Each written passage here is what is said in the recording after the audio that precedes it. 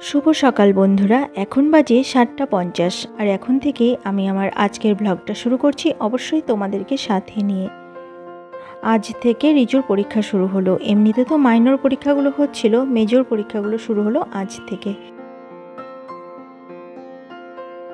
প্রতিদিনের মতো আমি এখন এসে দাঁড়ালাম বারান্দায়। ওই যে দেখো রিজু যাচ্ছে।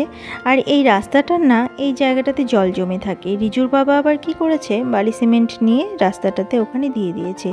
তার উপরে বস্তা দিয়ে দিয়েছে যাতে বৃষ্টি হলে ধুয়ে না যায় সিমেন্টগুলো। আর দেখো গাড়ি দাঁড়িয়ে আছে। আজকে রিজু রেডি হতে একটু দেরি করেছে, গাড়িটা চলে এসেছে। বেশিক্ষণ হলো আসেনি, তবে হ্যাঁ 2 মিনিট হলো দাঁড়িয়ে আছে। আর রিজু চলে গেছে, আমরা চলে এলাম ঘরে। আমি ঘরে এসে চা বানিয়ে নিয়েছি। চা খেয়ে তারপর রান্না বসাতে হবে। রিজুর বাবা আবার যাবে অফিস, তো তার আগে আমাকে রান্না কমপ্লিট করতে হবে। চাটা এখানে রেখে দিলাম। আর বাইরের দিকে একটু দেখবো না তা তো হয় না। আজকে ঘুম থেকে উঠে বাইরের দিকে তাকিয়ে থাকার সময় পাইনি, একটু দেরি হয়ে গেছিলো। কাল রাতে বৃষ্টি হয়েছিল, আর বৃষ্টি হলে তো ঘুমটা একটু বেশি হয়, ভালো হয়। তো অ্যালার্ম দিয়ে রাখি ঠিকই মোবাইলে, কিন্তু অ্যালার্মটা না বন্ধ করে দিয়ে আর কিছুক্ষণ ঘুমিয়ে তারপর আমি ঘুম থেকে উঠি। আর দেখো আকাশে মেঘ করে আছে, মনে হয় যেন এখনই বৃষ্টি নামবে। আবার রাতে বৃষ্টি হয়েছে, সকালের দিকেও বৃষ্টি ছিল যখন ভোরবেলা উঠেছি আমি। তো এখন একটু কমেছে, মনে হয় আবার বৃষ্টি নামবে।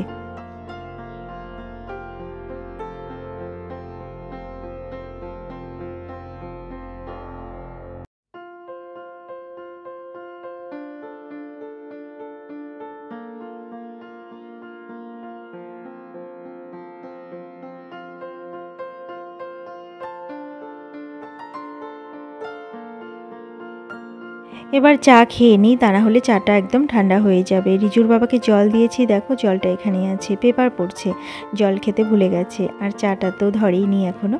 যাই হোক, চা খেয়ে তারপর চলে যাচ্ছি পাখিদেরকে খেতে দিতে।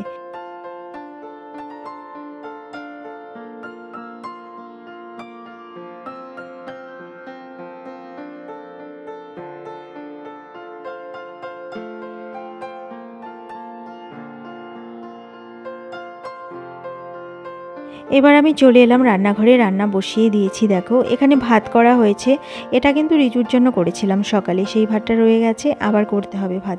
আর এই যে ডাল করেছিলাম, ডালে না একটু নুন কম হয়েছে, আমি আবার একটু নুন দিয়ে সেটা গরম করে নিচ্ছি।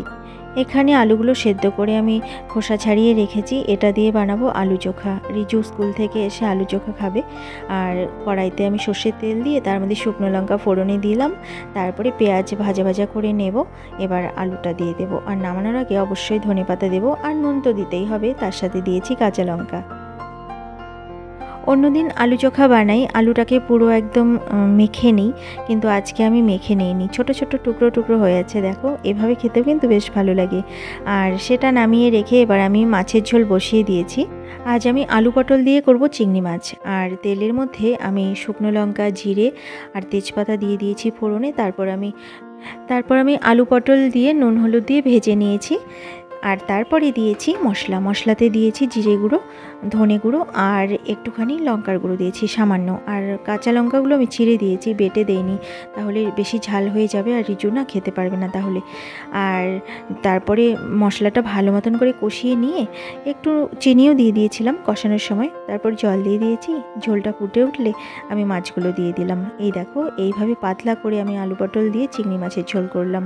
আর নামানোর আগে একটুখানি গরম মশলা দিয়ে দিয়েছিলাম।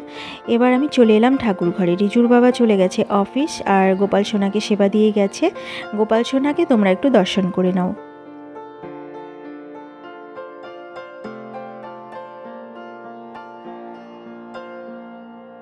এইদিকে দেখো, দেখে মনে হচ্ছে যেন সন্ধে হয়ে গেছে। আসলে হাওয়ায় জানালাগুলো বন্ধ হয়ে গেছে, সকালে খুলে দিয়েছিলাম, তোমরা তো দেখেইছো, কিন্তু হাওয়ার জন্য বন্ধ হয়ে যায়। এই যে ক্লিপগুলো যদি না লাগিয়ে দেই তাহলে প্রতিদিনই এরকম বন্ধ হয়ে থাকে জানালাগুলো খুলে দিয়েছি। এবার আমি যাব রান্নাঘরে, আমার খিদে পেয়ে গেছে, খাবো খিচুড়ি। কাল রাতে খিচুড়ি করেছিলাম, সেটা রয়ে গেছিলো কিছুটা। ভাবলাম যে আমি যদি এটা না খাই তাহলে নষ্ট হবে, আর নষ্ট করে কি লাভ খাবার, তাই না? তো খিচুড়িটা নিয়ে বসে পড়লাম ড্রয়িং রুমের মেঝেতে। আর আমার খাওয়া হতে হতেই রিজু স্কুল থেকে চলে এসেছে, কারণ ওদের তো পরীক্ষা চলছে, সকালে বললাম তোমাদেরকে। ওদের যখন মেজর পরীক্ষাগুলো হয় তখন না কোনো ক্লাস হয় না, তার জন্য তাড়াতাড়ি ছুটি হয়ে যায়। আর দেখো ওকে আমি এখন খাইয়ে দিচ্ছি। এমনি যদি গরম ভাত হতো তাহলে খাইয়ে দিতাম না, ও নিজেই খেয়ে নিত। আসলে ও খাচ্ছে পান্তা ভাত, পান্তা ভাত খেতে ভীষণ ভালোবাসে। এই যে কয়েকদিন আগে যে গরম পড়েছিল, প্রতিদিনই পান্তা ভাত খাওয়ার বায়না করতো। আমি ওকে কি করতাম, ভাতের মধ্যে জল ঢেলে তারপরে খাইয়ে দিতাম। এমনিতে তো পান্তা ভাত খাওয়া খুবই ভালো, কিন্তু তাই বলে প্রতিদিন তো আর খাওয়ানো যাবে না। আর পান্তা ভাত খাচ্ছে জন্যই আমি ওকে ভাতটা খাইয়ে দিচ্ছি এখন। আর ও কিন্তু টিভি দেখছে, আর আমি ওকে খাইয়ে দিচ্ছিলাম। তো মন দিয়ে খাইয়ে দিতে চাইলে কি হবে, বারবার আমাকে বলছে দেখো মা এটা, দেখো মা ওটা, মানে টিভিতে যা হচ্ছে সেটা ও আমাকে বুঝিয়ে দিচ্ছে ভালো করে। ও আমাকে বুঝিয়ে দিচ্ছে আর আমি ওকে খাওয়াচ্ছি, আর বারবার করে টিভির দিকে তাকাচ্ছি, মানে তাকাতে বাধ্য হচ্ছি। কারণ বাচ্চা যখন কিছু বলে তার কথাটা যদি মন দিয়ে আমরা না শুনি, তাহলে একটা সময় আসবে ও আর কোনো কথাই বলবে না, চুপ হয়ে যাবে। কারণ ও তখন বুঝে যাবে যে বাবা বা মা আমার কোনো কথাই গুরুত্ব দেয় না, বা আমার কথা তো মন দিয়ে শোনেই না, তাদেরকে বলে কি লাভ, এই ধারণা ওর মনে চলে আসবে, মানে বাচ্চাদের মনে চলে আসে। তাই আমি ওর কথাগুলো মন দিয়ে শুনছিলাম। তারপর আমি চলে গেলাম স্নানে। স্নান করে দেখো চলে এসেছি, একটু সাজুগুজু করে নিয়ে তারপরে আমি যাব ঠাকুর ঘরে। গোপাল সোনাকে দুপুরের ভোগ দিতে হবে।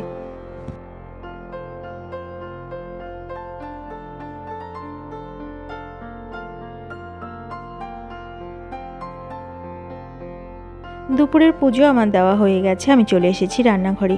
রিজুরও স্নান হয়ে গেছে।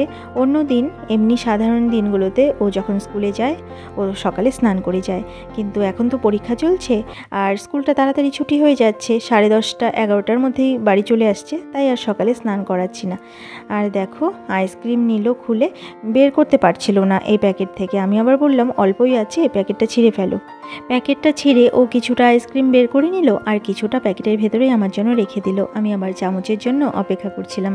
এবার আইসক্রিম খেয়ে চলে এলাম বাইরে। এই যে জামা কাপড়গুলো, এগুলো কাঁচা হয়ে গেছে, এখন এগুলো মেলে দিতে হবে। আর ওইদিকে যেগুলো দেখছো ওগুলো কালকের জামা কাপড়, মানে কাল মেলে দিয়েছিলাম, সেগুলো শুকিয়ে গেছে, একটু একটু ভিজা আছে বলে আমি ওই দিকে মেলেছি, যাতে করে ওগুলো তাড়াতাড়ি আগে শুকিয়ে যায়। বন্ধুরা, তোমাদের সাথে কথা বলতে বলতে আমার কাপড়গুলো সব মেলা হয়ে গেছে।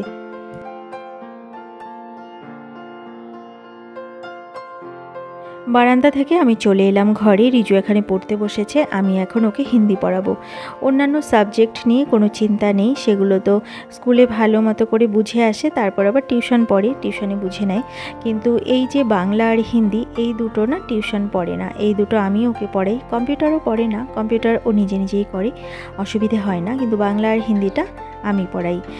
তাহলে বন্ধুরা, এখন আমি ওকে একটু পড়াই, তারপর তোমাদের সঙ্গে দেখা হচ্ছে আবার সন্ধ্যের সময়।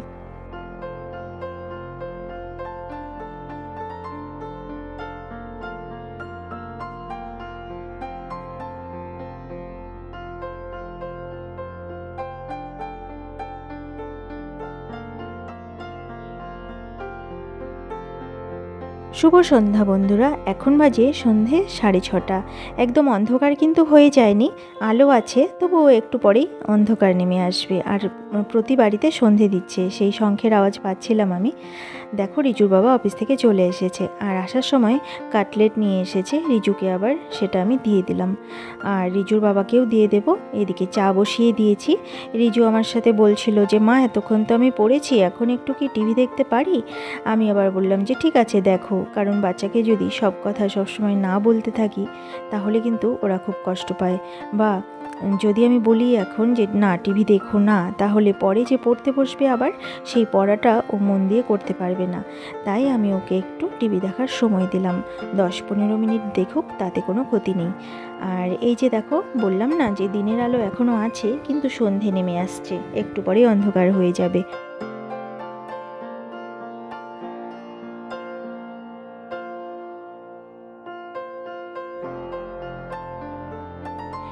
এখানে আমি বসিয়ে দিয়েছি চা, আমার জন্য দুধ চা করে নিচ্ছি, আর রিজুর বাবাকে তো লাল চা দেবো, সেটা জল নামিয়ে রেখে ভিজিয়ে রেখেছি।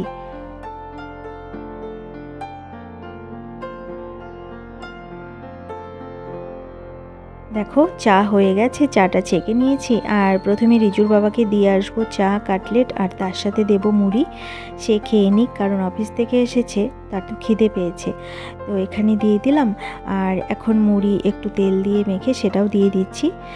এরপর আমি হাত পা ধুয়ে চলে যাব ঠাকুর ঘরে সন্ধে প্রদীপ দেওয়ার জন্য। এখন যদি আমি সন্ধেবাতি না দেই তাহলে অনেকটাই দেরি হয়ে যাবে, কারণ অন্ধকার প্রায় হয়েই এসেছে। আর রিজুর বাবা আমার সঙ্গে কথা বলছিল যে তোমারটা কোথায়, তুমি খাবে না? আমি আবার বললাম যে না, আমি সন্ধে প্রদীপ দেবো আগে, তারপরে আমি খাবো। আর দেখো ঠাকুর ঘরে চলে এসেছি, সন্ধে প্রদীপ দেওয়া আমার হয়ে গেছে। তোমাদেরকে একটু গোপাল সোনাকে দর্শন করিয়ে দেই।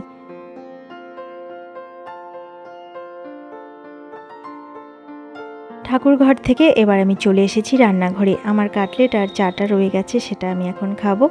আর বন্ধুরা, আজকের ব্লগটা আমি এখানেই শেষ করছি। আবার অন্য কোনো দিন অন্য কোনো নতুন ব্লগ নিয়ে তোমাদের সামনে হাজির হয়ে যাব।